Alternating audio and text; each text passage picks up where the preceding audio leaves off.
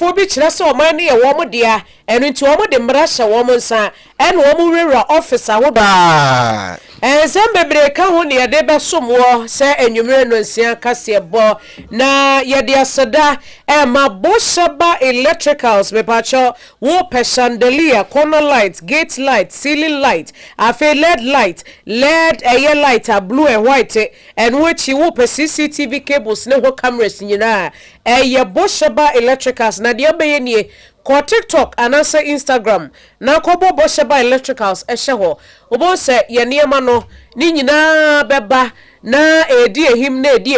enti wo geji de wo pɛ no wom sa no ano ayɛ fast no aba yɛ so yɛ no aba abɛgye wo de yɛ nneɛma na yɛ kama ɛno nti energy commission wɔn mo agye atum sɛ ya papa ɛno ti edum pz wɔn mo ne keje tia market di nhwɛni mo afɛ prisons run about we edum he yanso obehu yɛ PZ Antiata Akua building ni mo ana fra 03220 30838 0536 095 966 3P garlic mixer Piwak Natural Herbal Center and wakofa oya 3P garlic mixer was abba oya immune booster Afia high blood pressure or maintaining you pa Mr. Wobu Wansa what's your way Afia high sugar level or maintaining our in the one side and one Ota yo titiriti ni nyina no 3P babo stroke from kajibia asthma for one je enemy for wo swanchi mo ye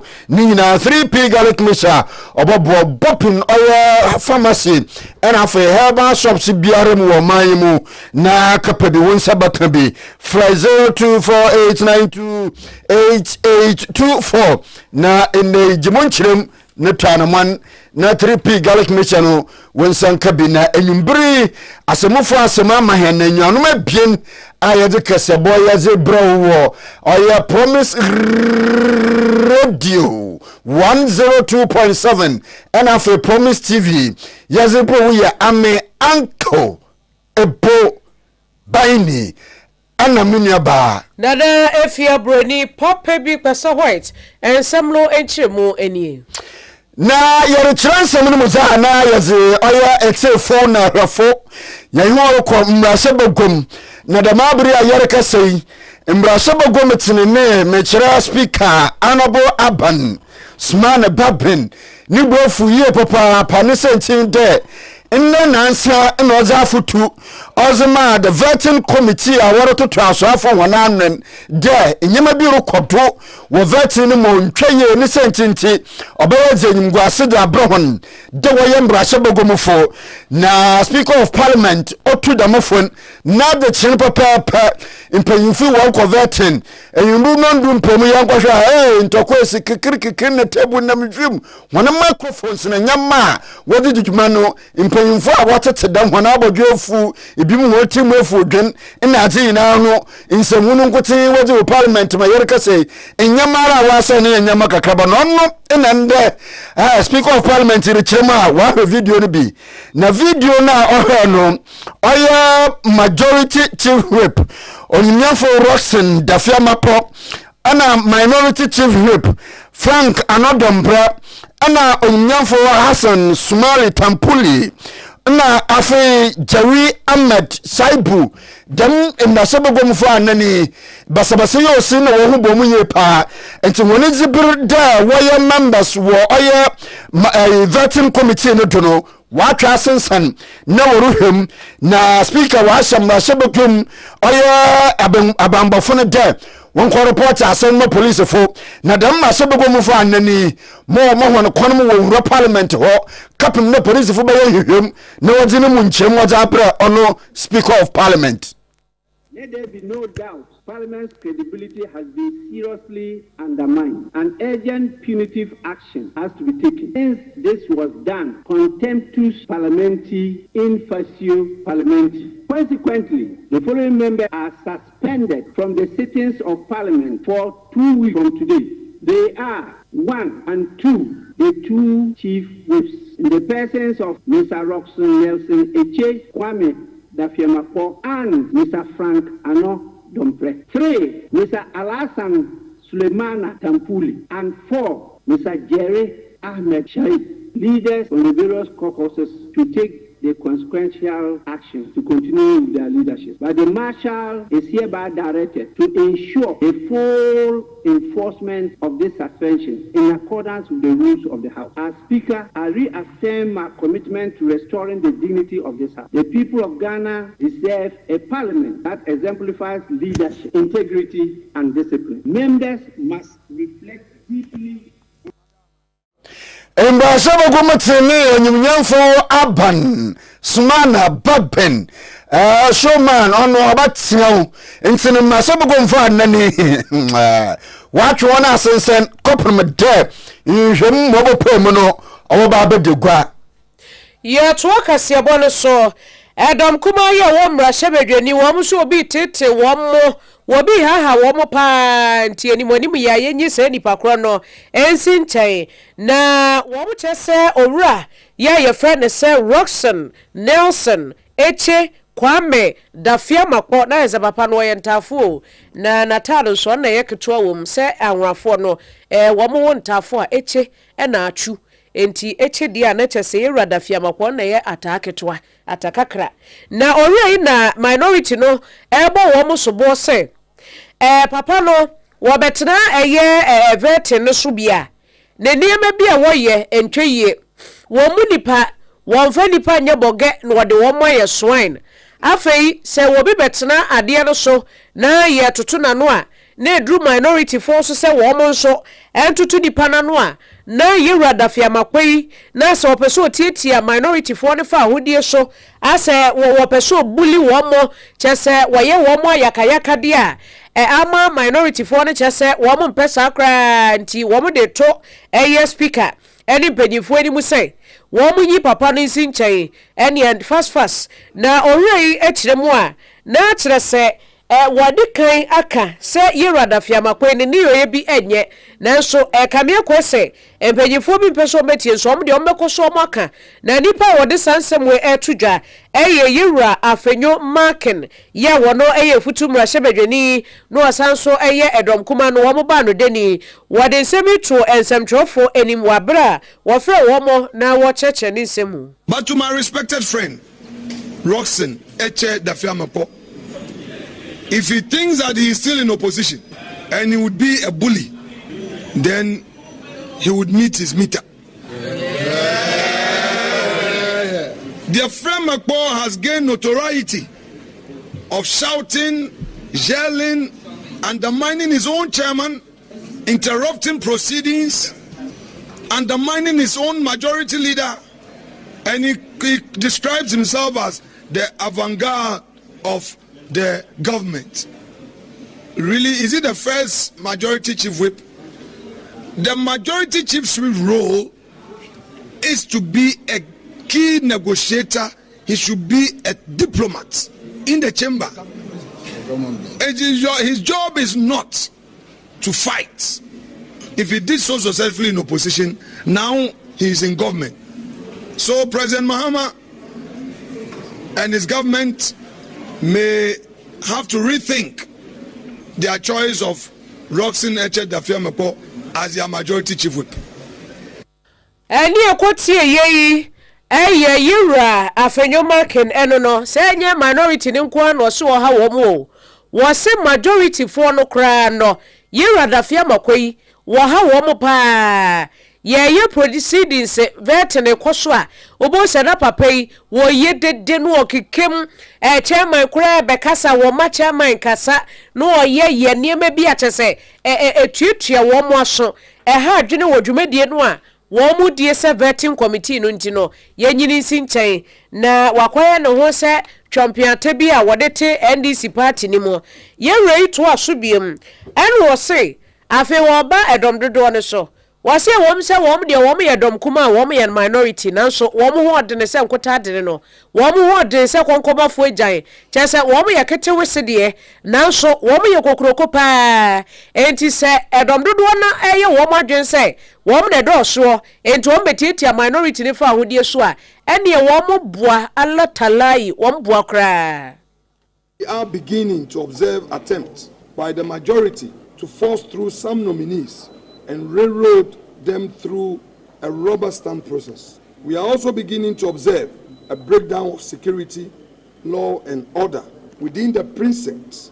of Parliament, and especially last night at the committee room by some NDC thugs. These thugs were hired, organized and brought in to come and intimidate the minority. But let me tell the NDC, we are few, but we are a mighty few. Indeed, this is what led to last night's situation. Their plan was to use their so-called supermajority to intimidate us. The NDC must know here and now that they won an election, and that election they won, they are to govern together with us. We cannot be intimidated, and we caution the parliamentary service led by the clerk to Parliament and his able marshal to urgently step up security. When the piety in K. A. Futum Rashabajani was a dom command Wamabano Deni, Yera Alexander Afenyo Markin. Now, what them is a trophy in Shimina. Or you mean for Afenyo Alexander Markin, or no, Dembre Yenimodo ranking member, war appointment committee no to know. In all the there, the clerk were appointing what my appointment committee no. Hey, clerk ni jumaja origin in show papa or you no wonder you this in Osana dem and a monutra aya odo otu na obo amanzebia oye afanu nyina na macha both minority and a majority no aya na clerk na akwase dom dodo no ho achi na wagya oye dom kuma no nti nyama bebre ho a ena nka wopede wo ye fo wona kira oye clerk no oye no or catch na te clerk awo enye oye amanyonyi eresum de aye man ba pa amanyoku biara obobo wafan owo da sum na ma clerk no oye ne te oye ndisini you don't even know you are doing what you this clerk. It's not the way a civil servant should behave. It's a shame on you. You this clerk. It's a shame on you. You this clerk. If you want to be sent Parliament, we will spare you. You go and not the way a civil servant should behave. This clerk. It's a shame on you. You this clerk. It's a shame on you. You this clerk. We don't agree. We are not against your government. We are not against your government. We've been cooperating that you should be fair to us for the meeting. That you should be fair to us. You should be fair to us. We are ready to help you. Don't mistreat us. Don't mistreat us. The fact that we are minority, don't mistreat us. We have helped you. No opposition ever helped the government to form a government as quickly as possible this time. What else do we do? And you this partisan clerk, when I was majority leader, you insist that the minority must be heard. For Alexander Afenyo Markin in the wire vetting committee no den papa new briye pa ya video wara sa enanche crack no gina nanyima aba enkanisa bo nanwa you this crack you are biased. Shame on you. Shame on you. Or the shame on you, the man. And a vet in the corner. Hey, Brafenyo. Everything in this is Dawga. You're not somebody in Wagana. I die in people in this Bogu, Wagana. No, hey, Momonina, while you are vets in the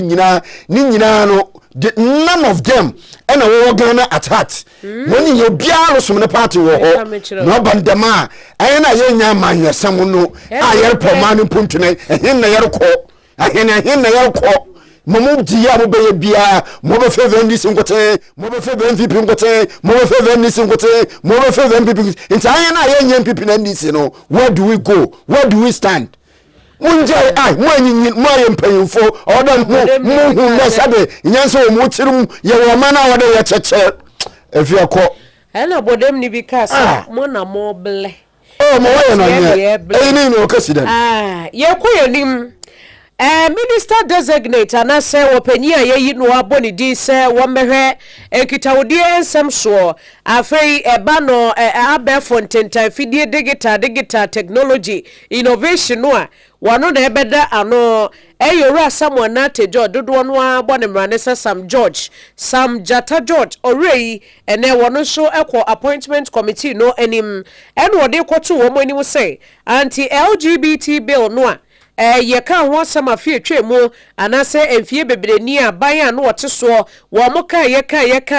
na wo mo de ho nkrata kopiem wo mrahye bedwafie se mrahye bedwafo enyintum nsensan na nka ye mpene so ma sebi enturumu difo ye wo mo wo man mu no enkoso biem afei ema ne ma wo mo tafre wo mo sa ne ema ni nyina ye nyintum wo no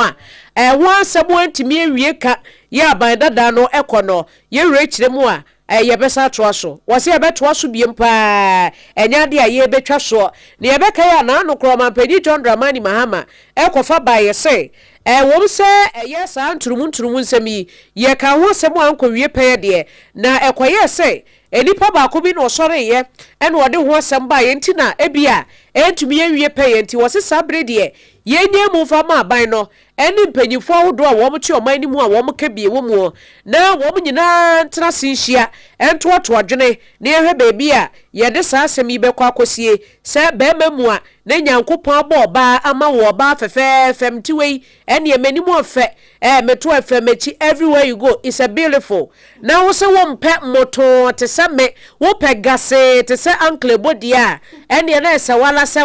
so wo enti o mampanyi John Dramani Mahama se ye beka ho asempa na eno ne kopie mo vetting committee ase a Yera George ya okofa bai wo se won ye wanya mu da wose wosa kopeja ede komrahye bejefie biemu a wobesa akopeja. The firm promise and commitment he made to the Ghanaian people on behalf of his party, the National Democratic Congress, and his candidate President Mahama. When will the bill be signed? Thank you very much. Thank you, Mr. Chairman. You know that this question, because you were chairman of Constitutional, Legal and Parliamentary Affairs, you know my passion about this. His Excellency President Mahama spoke immediately after his swearing in when he met with the Catholic Bishops' Conference. I wish to quote what he said, parts of what he said, with your permission. Is that all bills that are not assented to before the expiration of the life of Parliament expires. And so that bill effectively is dead. It has expired. I don't know what the promoters of the bill intend to do, but I do think that we should have a conversation on it again. I repeat that again for emphasis. President Mahama said, I do think that we should have a conversation on it again. Yera Sam Jata George no Minister designate communication, digital technology and innovation orei wo boy adwuma papa na no de wase ye bisa no ase na wo kra we adwuma foforo bi ka ho wo adwuma yi ho Henry income oh my wife is industrious I've married an industrious woman. I've married an industrious woman. Yes enti man we no yeah dear oh Oba to Bema to Oba Bible crash or Oba Bema won't quite down. I wear the madam for Maame mention when I say oh your uncle Bema coffee to now boy Mama yankana to mudi for no madoso na no TikTok social media iso yes dwum tuni bi a menim no ene abrantie bi ade bia wo se manta ade asasa e TikTok no so wo mo yeturumudifo wo mo yeturumudifo ko animwe onya brabo papa so da ye kan ye tim mo wogye na pressure wo rete we so no we nyima so hwemo wa na ye kafadi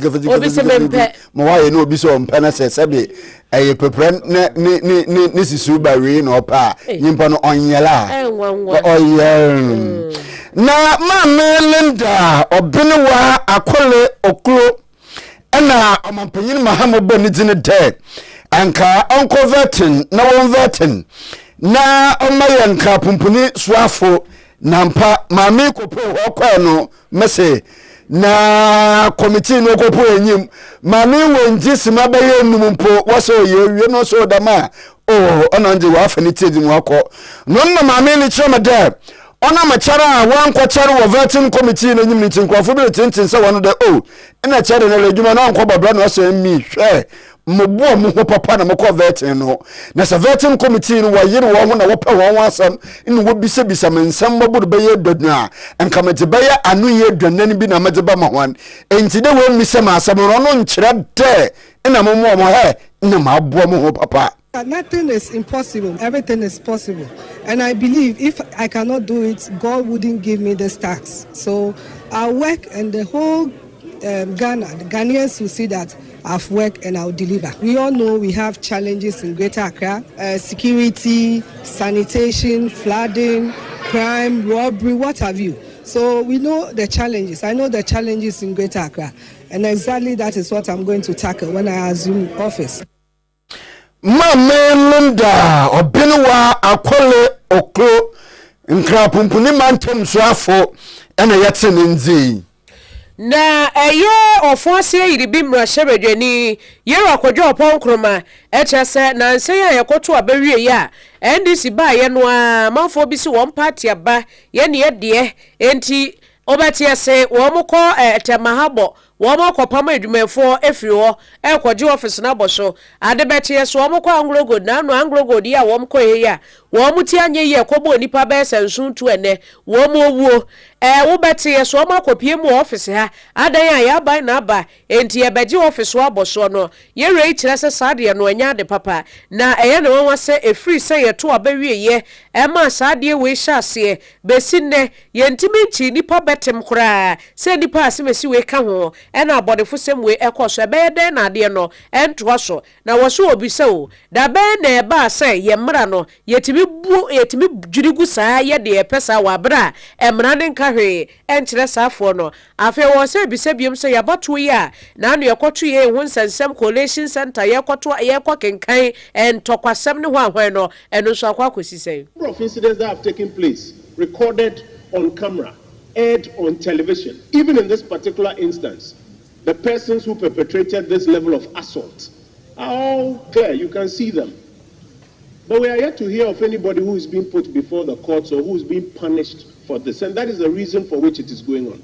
Mr. Speaker, in addition to the leaders' call that we send a resolution to the executive branch, my prayer would be that that resolution includes a request for a proper public inquiry into the conditions under which law and order broke down at quite a number of collation centers, the conditions under which we have seen attacks on public institutions and public offices. The reason, Mr. Speaker, is that if we don't do this, a subtle message has been sent to every contestant in the 2028 elections. Let's be very honest. If we don't deal with this thing and nip it in the bud, a subtle message has been sent to every contestant in the 2028 elections. Yera okwadwo pankroma waye ofonse yiribi mrashebedwani ena otise wakasa no na owie ya pe ena abra asebu kwa mankese mrashebedwani feles kwachi ofosu ene won ne kasa ema ban no enso se hwe na ye kan wo be kan we monso dia boy openi kire say sa lawlessness no a we papa ye friend se kwadwo ponkroma ka se nkrofo edi bone nkrofo sese niema nkrofo de emra hye wo monsa edi bone a wo kase NDC for ne bae na abasa no so oboa MPP for penso nkrofo ye nyambransam die nyambransam ye niema na entweye MPP aban ntumi anka hwe ye de na mo ba beka monka manu ntumu kura. Is the cause of these problems is that for us we have done relatively well in the management of our elections. At the very least, we've had 4 peaceful transfers of power. So we have got that right. What we have failed to do is to get the immediate post-elections period processes right. It does appear that right after elections, right after the winner is declared, Eni akwati ye ora Felix kwachi ofosu ya wo ye mrashebedwani ema wo monfo ya wo mo ewo ebura sebu kwa mankese na wo san ye sofo wo hwe enkitawodi nsem so ema aban ya wote suyi yo to KaseƐ ne da na ye producers wo ha no ba kro kan wo ye kra Oriteti ever would do. Na yankwa oya otumfo ne asen hien na kache nana yaw okoko in the day. Ono so kofa nkrata dambra batu komisan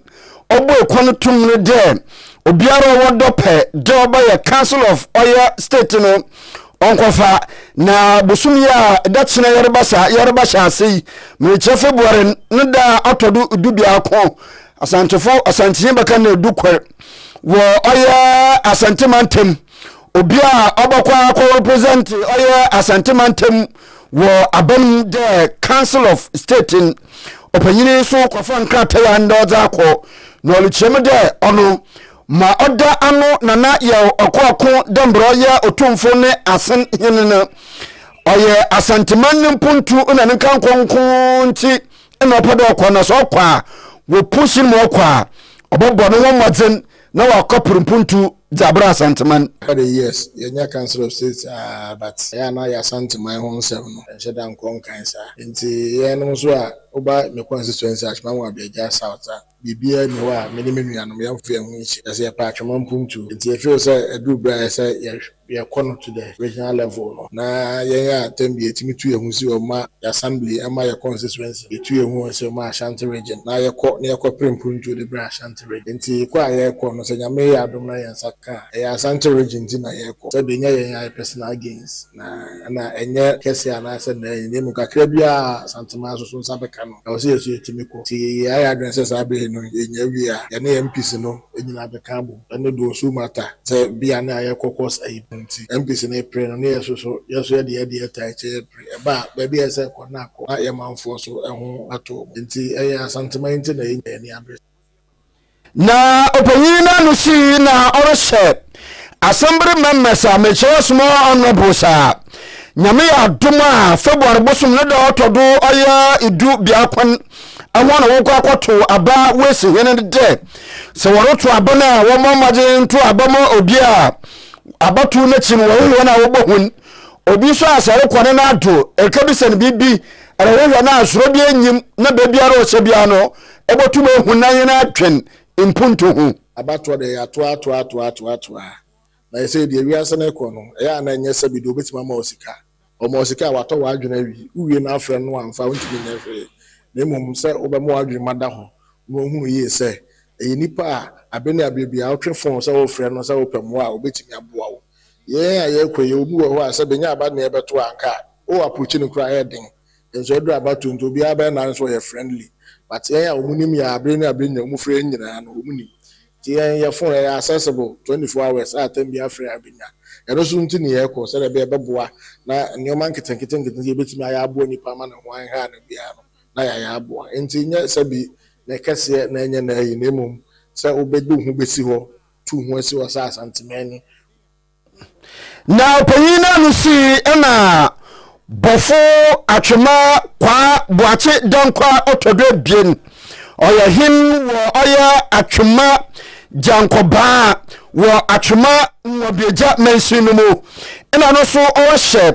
assembly members re wo mamodena nto abama na ya okoko na onkaji asantimana nyim wo Council of States noto no na babua mampunto aba ya Akua kon wo bia ebedi hin menana nante ene menu apene otumfo ablafo hin ene na Akua nante ehia na edi nkoma contributions ya wode ba na ye nutum se na adwene mondo eno nti wo pe bibi se ya na o se Broni chido yedim se wo mo moto aba no to ba no ebenya no ho emfaso ana se wo mo ye mo na adwempo a yenua no wo ma asanteman emlem besan se wo yo hin ekọ yewura na so a se mo wo kan se ohia impuntu ono so yo obi a oble no ho ase eti wokoka o mampani ho na se afutu ase fata impuntu semo a o mampani pese wode ba santemam no wode so na so mu a o mampani so betu ho anamo na asanteman yeso enye to mapaifra enkomani nyina ru to fobonye time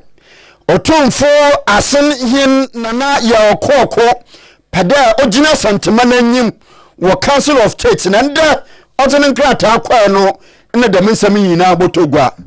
Wabampeni John Dramani Mahama ekire se na ban mu de wo ma appointee bia enkoye mining anase galamsey tieni yo small scale mining anase galamsey wa bekwa akoye bie ya empanyefo beche wo no emra no ene obedi papapa wase galamsey asai wo man no asai yensuo yenuane yemfudie asai niema bebre yakwo ntokwa bepem ne yentimi nkunwie ye elunti ya ne etatete se ahemfo bi ka ho emrahye bedwafo bi ka ho asofo bi ka ho no se wono na pansu ide wo ye sofo wo ye mrahye bedwani wo ye appointee bi na do wo kwahye galamsey ho anase small scale mining ho a wone wode ebeyere pa no ore ide ato anase mampanyi ede ato eye wo sofo a wo hwe yensa se ene emu ododode so eno eti wode ato sofo a wo hwe efisem so afei aban lawyer panyini ene sofo a wo hwe atentene ne ensem so wode ato saa sofo ye ni mu se wo mu chese obi ye bibi saa wo mu fo ho sem wo mu nya hwehwemu enfamra na yentwe se nipa na so. As Minister for Lands and Natural Resources, you'll be charged with the duty of safeguarding the environment from marauding galamseyers and managing our natural resources effectively. Let me take this opportunity to state that it shall be the policy of this government to ban the issuance of leases for mining in all forest reserves. We shall also move promptly to revoke all leases issued for the same purpose under the previous government.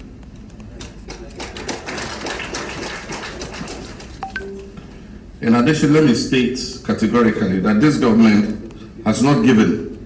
any person or group of persons any authority to carry out any form of mining in these forest reserves as recently reported. Eli akwati eyo mampanyi John Dramani Mahama. Na ekuri wonezere Coalition of Indigenous Business Association ya wotwenitia ofemon oya siba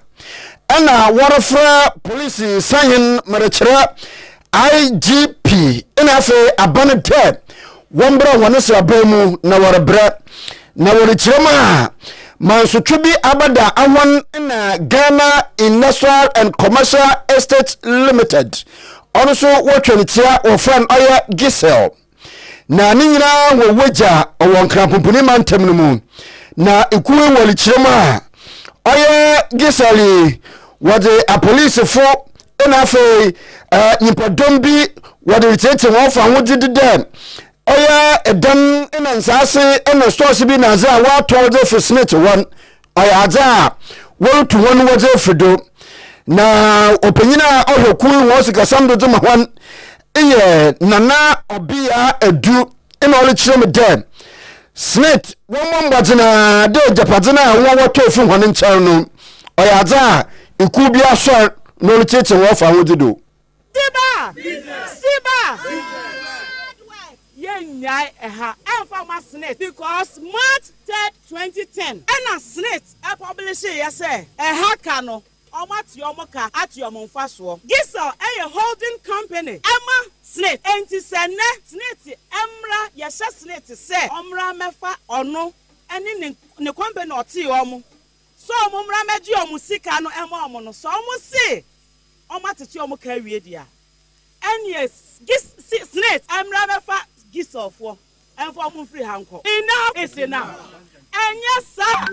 na said ye besi wo mayi mu no mo bia misaye wo ho ni ababu shop ni asesa wo ne ma ni adeko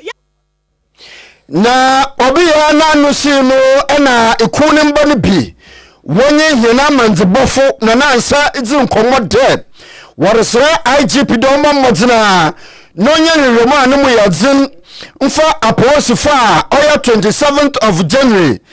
2024 iku anizinzi Gisel wode ba betete won fa wodudu no na asotwa osano onfa mahwan no mu ye bia no mbeye sanse entimi ntra ba bia ti ye adwuma ye ntra honom na obi free ba bi no mu emama mbeye de ompe e fancha ba ye tie ye fitafo omu nim de ye fitafo yesu ba sitie ya na mratintin na ya kam ye nkola ne dan wa asa de tie bia omu nyai na empanyufo esoso ne ma ba de ye kwakwaye na ese de enye meye abuafo ye so ye mba sa kwan ne bio so mu di tuo ba ye so be fe ye na de ne de hia wo mo enti ye ka che IGP se omo fe se problem bi wo ho na omo person ne ye hia no mo frɛ ya ye be hia omo e wo kwampa so edanse bema police for di tu aba ha bra yenim ni omo ba beye wa ha anase ni omo kwan omo ba beye wa ha ya no anu enyan se nsem na ya aburo ye so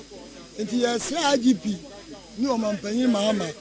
se wa momodia no wa mfa ne yensi foma yensu ya de yesi kan yensu ya be hye yensi. Coalition of Indigenous Business Association Honusu Adesraze Wazirma George Akufu Dampare no one sambi na nansa henama de bofotwe baya yeza asum hunne nyumre Emrasho bedwani mu amanfo wo mo ewo German South abato mpesua so ye wo bono mantemo eye Kena Okwadwo damoa na ene wode aseda ekoma Jape krom hene ewo na himfie wo kire se wo kopre abato no wo moto aba no ema ne kama enu nti na wo se wode thank you to ehhehye so a wode kopie mu ewo ho na okoye no ene wode boshe chenchirenche ede kwoto na nanim se wono de wo ye MPP ni ene wo be Emrasho bedwani ewo German South Nemum eye Emrasho beja kunya no aka ho a ewo bono mantam ho no wase NDC for the teso nanso no wone wo nyina beka bom na wono mo ahwe etumia ye eye ekwan a eye brekum ede ko drobo ede ko sampa kwan no wase wone ombeka bom na omo aye sa kwan no obi ti se eye brekum Emrasho bedwani jama no fo Emrasho bedwani sunya ne Emrasho bedwani ya ni nyina ewo bono mantam no emu no wase omo nyina be collaboration na wo mo aye sa kwan no menkanka de na ba kuma hele ba efa ye kwa na ho de ye nyina ye ni se ye ntemu ade ehia ye pa eye yakwan kwantempono no ene de akeka nyina nti meso da na dwono a yesu aye no na nnua no ma sese bedo so abewo ndisi no ne be ehya ase ye o genjere ye o group ye o Sunyane West ane jama no yakwan tempono no so won mbikane ne be yakasa yiku ye ansa na nkodo ma fo so ye nyina yakabo ye nyanti asese sese ye bono mani enye NDCM eni ekotie ye eye German South Emrasho bedwani eno no Kena Okwadwo damoa na Jape krom hene okatechie amoa etura konkonchie nyezio wakatechie amwa etura konkonchie papai anase wahene so ekasaye ede aseda ma eye Emrasho bedwani se wadwene wo mo ho ede aseda bre wo mo na fei wo hye wo mo bose obeye kwan na ma wo na mom wo so mo hia health center wo Jape krom ho enoso na abai President Mahama ashe bose ju abai dumadie bia wa hyase a oye wa bai enya dia obeja no ho amanaka ho yo ise ni naka Ghana man yesika no ho yo wa hyɛ nyina bose die abai hyase bia ni predecessor aye nana gufo ado abai hyase a oye ene no ankasa hyase bra owo abanim oye ni nyina obehwese ni nyina be kwa vi na Ghana enya so mfa so yo ni bi esa wo koyi ona nana wo benin kan ye de ya bo chiri kakra eni ekwatie ye eye Jape krom hene okatechie amoa etura konkonchie na opanyina wa bonitire de ono so wajini tuma omaya osoafa ohe oboati na aboti do abodi nyansepem ana afi abafo ihwehwemu dono onumnyafo Muntala Muhammad ina olichire de na me ya dum na se wajini tuma mono ozire bani afoba biara owoda otum odua idua kor nhihye ina ozire ba ose olichema ewo man Ghana dambra yen kwae olsai mane se sunti oboazi ne bota oboazi me nyina chimatoro bahon mono ozire bani osane da onyimeda abane dada ya otwemi ono so nhihye bi ba ya ochirem de panyini biara owoda odua idua kor ono ye every man per 3 but mono so de babai abaka won every child per 3 policy intini nyina le bobua ema ende yen kwa ibreto awase no yashemudin. If care is not taken, Ghana will be swallowed up by the Sahel, and you go into that ministry, what measures are you going to put in place to grow our forests? Thank you, Mr. Chairman. I do know that there was a policy of planting trees in this country, I guess by the Ministry of... No, the Ministry of Lands and Natural Resources. I was surprised that MESTI was not involved in that. And I was surprised also that if you look at the Interministerial Committee on Galamsey, Ministry of Environment, Science and Technology is not a member. The reason why Galamsey and the destruction of the environment is an issue because it affects the environment. So if you have a committee that is to see to it that we stem the tide, I think that the Ministry of Environment should play the leading role in terms of that. Now, I think we can have every child per tree policy, every child. And you know, children are engaged in competition and they love that. So if you have a policy that every child should have plant a tree and nurture that tree, it is tailored into... Enti oyefo Muntala Muhammad enti no so je nazare ba afoba biara enti Ghana mo fama mo wode I was going to do it.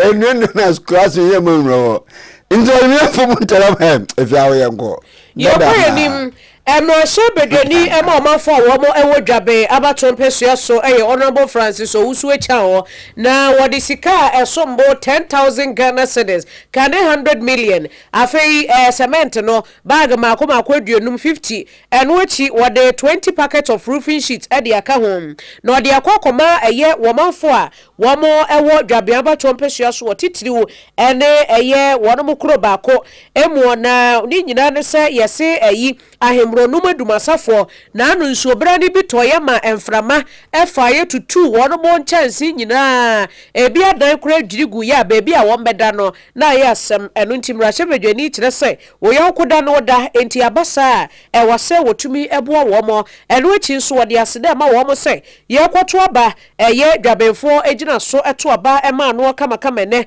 waba be ye mrahye bedwani de be ka kire kromafo nsisi e no enipa na atọrọja atọ ọmụ no mesere se aba no yemfama wom no ọmụ ho no enha wom efise ọmụ na ise no ọmakọ hihiem enye se ebi aba no yebema na begu ho no mache aba no nipa bi beji atena so aba no nipa bi wonso mba ba ete se ne onya adwen nti no ebi awode wonka ho yemfama sa nipa no mu nyina no entimnya aka mfa en supporto ade a ọmụ ye no na nimini se emre wa ni mu no so no de bitima ye bio so da ba bebo akuro no so ba e ba ba be no separate ti meda empedifo ayi no mu shi ha ni na ase na na empedifo nso ebi shi a o so so sa ba de aseda ebre o ma ba o to ma ye MPP aban ne osu e cha Eli ogoti ye Jabe Mrashe Bedwani Honorable Francis Owusu Echao na Honorable Japan Andrews assemblyman ewo ahimronum Edumasa electoral area wanonso waji sikana no so Honorable waya de pa ne dase na so amaso sike mu nso no ne wo se mefa nkoye no eno na mede kwa akoye ebi mfa mfichire bebia 23 January asam kase to ye nyina na se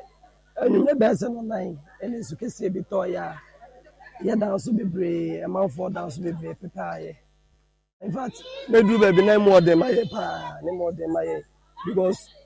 ene amene mo kase bebre edede da baby en sorry ene kwesere o my dey amanfo bebre ekogugu ho nti ma onabo MP asote sato renche ma to ye ni ama ne hye mbo se obeba no aba beboa ye nti ye na dey a ye kase and honorable a day and chasing packet 20 a day cement 50 bucks a day sika poly 100 million and a 10,000 Ghana cedis account. Small honorable ne minimum si nti ne kasa na ye bibie ho no mo we ye honorable Japan Andrews assemblyman ewo ahimbronum Edumasa electoral area na adehia wo mo asemto wo mo honorable abeboa wo mo nso e de aseda e ma no ipa mo cha me de akosi afema na sa ha se na mfi ha na mfi na enso na ya eto na sama ya fa ne anya sam kitwa sama ne di chinhia na be paja adan ankuno anya asɛm ketewa eti da wonderful so ɔbɛboa yɛn a meda no ase papaapa na menhyia no paa ma na adwuma a wɔyɛ no ɛnyɛ nkɔsoɔ mesumɛti wa mebɔ mpa yɛ man sɛ ne bi nsuo bɛtaataa mu nti yɛde awerɛhoɔ na ɛsensam ha yɛ ne anidasoɔ nti anɔpɛ ne yɛte nka sɛ ana abɔ ɔsu ɛkyɛn wɔse wɔɔba nti yɛmɛhyia no ɛne ɛkɔtie yɛyi ɛyɛ wɔmanfoɔ yi a wɔn ɛwɔ ahemburonum adumasa yɛ anaano nsuo tɔ yɛ tutu wɔn adan anaasɛ wɔn nkyɛnsedan na wɔn kasa yi yɛwura afefoforo biara Promise Broadcasting Limited yɛnye nsɔre ahorow dzi dwuma dɛmbrɛ afe biara asɛm tipo a asafo no wɔyi na ɔboɔ no wɔyɛ nhyehyɛ kapem berɛ afe no bɔkɔ no awie yi nti ne yɛwura afe mu busum yɛ ɔdzi kan no de ɔtɔ do awɔtwe na ɔyɛ okuda ne yɛfiri ase na yɛyɛ nsɔre bebree na ɛgyegye nkɔmmɔ yɛakɔ Assemblies of God, Roman Catholic, Methodist, Pentecost nsɔre bebree na yɛn wɔn agyi nkɔmmɔ na nda baabi a yɛrekɔ ni yɛnye Reverend Enoch Mensa Bonsu ɔda asafane dzinze Christ Mediation Ministry International Asuofua branch yɛyɛ bezi nkɔmmɔ na asafo no 2025 asɛmte power a wafa to wɔn do tɛ 2025 my year of thanksgiving. Reverend, good evening. Good evening, Papa Netesai. Nyame adom yewu yeye papa pa yedidira ho so na asafo man hono mpɔteta paw. Yesu adom obiara ne ho ye papa se Awurade ti ase de obiara ho ye. Reverend Wadaruma, the year 2025, my year of thanksgiving. Reverend Yechemedan. Papa yaka andi kan medical chia promise etiefo ne ahwefo nyinara na machia masafo mu titru misofo penyin Bishop Dr. Pakusapon. Awo akwanya odi ama me se asafo no krabata ewo asuofia menye ohwefo enso ewo. Na machia me se 2025 our year of thanksgiving no aye ade se o kan tro na onyankopon se ade nyinara mu no yemfa aseda ema twedi ampo onyankopon na mfia hodo a atwitwa mu no dodo na na ekwa asori na yesra ruade se omye kwan we wo yadwuma ho waware mu yesikasem mu enema hodo pii na ebusa ruade tina ehu abenya se yewura afoforo mu no na esefata se yenso yedi asedan ne yayi ematwedi ampo nyankopon wo na yemi yensa wode ato yenso enti ohwe David Jom oha enem yensa baako edikoka enan ha wase me Christ Awurade na mimu ade nyina nso ne de kronkron otu aso mi no wase me Christ Awurade na ma orenfi ne ne mapa ene ne sida wode asira wo enti otu aso do nyankopon aye awo yen bramu no ana ye kai de Awurade nyankopon aye amaye se eso yeni na eyemfe eyanhohoaho se impo wode yenkwa ache yen yeni yabusua yeni ye nadofo yakoni abedi mu yen difreni yemfi bamu enti afi 2025 ndi de si wo se afi we no eye aseda ede matwe de ampo nyankopon wona yemu yensa ode ato yeni yabusua ene ye nasafo no so. Reverend yada asene nkyem ti Reverend yenyim de sa yareda ase wo bibi ho da yareka do obi ase ana kyerede ma yenya finyimpo hon anampo ma yeje sinye nwadwa nyame na adum wotum abemu amanya na yada ase na da oje bibi esi na nwadwa besi da mabre afi otwom na besi da mabre da manyisu ade ho no omba mu mfa manen obotum eje na aka de nyame manen sa ban mu no oye denze ne ho gye da mfimi mu na oda nyame ase no question papa se obi won ma se bibiensi na kwama na se da dodo na yetan kan se na eye den mani pa ne se obenya nyina so bi na odi ada Awurade ase nanso ade ba kese ba ko ne se yentwen ma Awurade nye biribi foforo na ade kese bi mai impo enkwa Onyankopon dia kyeye na esommo kyen honam nneoma aye be kan do focus am se material things no eye se Awurade be ma honam nneoma bi se dia wakwantu sem bi se dia wadwuma sem eye ne nyina boa ano am ne wie pa meeting de asedam na Awurade nanso ade titiri kɛseɛ paa ɛyɛ nkwa a Awurade Nyankopɔn de akyɛ yɛn ɛnyɛm yide ɛnyɛm ahohoahoa da sɛ obi nkwa afiri ne nsa na mede ka sɛ obi wu afie twaa mu no afie mpo a yɛwura mu ɛnnɛ akametuma ka sɛ nnɛ ne da baako na bosom yɛ akɔ awieɛ obi awu nanso sɛ Onyankopɔn ama da kopo ato a ɛyɛ sɛ ɛyɛ adenya kɛseɛ sɛ ɛgyina so mpo de aseda kɛseɛ ma Awurade ɛno nti ne tinkyina sɛ bi a Awurade ama kɔ awoɔ so aba ɛnyɛ tinkyina sɛ bi a mepa akwantu Awurade ama me nsa aka ne mu mpo nkwa kɛkɛ kuti ɛsɔmbɔ metimi gyina so de aseda ɛma ɔba de Nyankopɔn papa Roland yi yɛdi gyina asafo no mu hwaro na yɛnyɛ asafo man acha na de yɛziri boy pado aka yɛ soma a yɛde two afofor yɛze ba potokase yɛbaka evangelism no kwasɛm sɛ ɛnyɛ asafo no mu nko ane yɛde gyina na ne asafo man nko ade aseda ma Awurade yɛde kɔ mmɔnten so ɛno nti no ayɛ bosom yɛdi anim February ya no yɛbetum hɔ namɔn dodoɔ na titiri wɔ Asuofia mpɔtam hɔnom no akyɛn ase ne Smith Market Asuofia mpɔtam hɔnom no deɛ yɛbetu mpɔtam hɔnom ne akɔ mmɔnten mu na hunyehia sɛ ɛfata sɛ yɛde aseda animuonyam ɛmɛtwe dɛ mpo Nyankopɔn wɔ na yɛmiyɛ a ɔde adom yɛn sɛ yɛn nkwa mpo kura yɛn no ɛyɛ adenya kɛseɛ Reverend Anyimbi yɛda ase paa na wɔbɛr Reverend Enoch Mensa Bonsu sɔfo panyin a ɔda Christ Mediation International asafonanen enende nyumbro yɛn na edim kɔmɔi yɛgyina yɛdo na yɛdze kasɛbɔ ne gye si osane dɛ commentary no mu Champions League Solomon de Carter a House of Folk wa wɔyɛ wɔna House of Folk House of Folk ekono de yɛ oak tree no da ho ɛna kɔyɛ jata wo ayo